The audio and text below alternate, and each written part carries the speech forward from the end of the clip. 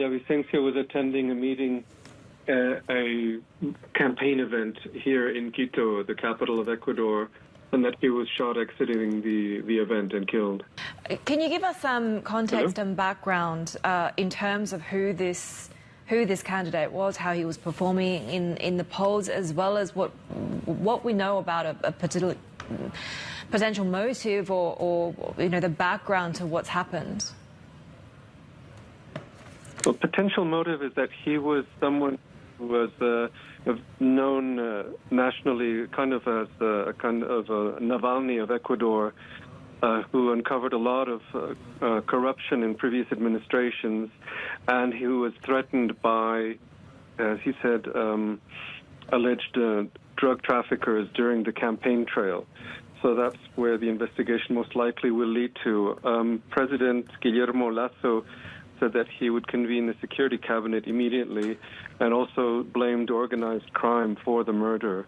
Ecuador's snap elections are scheduled for August 20, and Villavicencio was one of the candidates who had a strong chance at making it to a potential runoff round that is expected to be held in October 15 if no candidate wins the election outright in 10 days.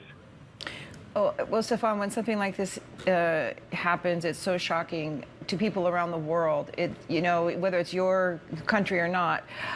So what happens now in the campaign itself? I believe he was sort of second most, in terms of the latest polls, following the leading candidate. Do you know?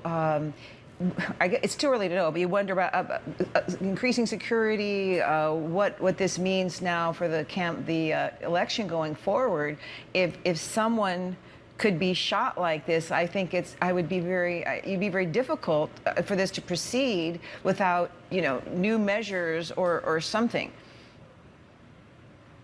Absolutely, because several candidates have received increased security, including Villavicencio, who also had a personal bodyguard. And this comes just a few days after the mayor of a large city, Manta, was murdered. And so there's been a huge escalation in violence, in political violence in Ecuador, along with a general spike in crime. And it remains to be seen. I mean, there are 7 other candidates who are still running for office. So in theory, the election could proceed with just, unfortunately, one person less on the ballot.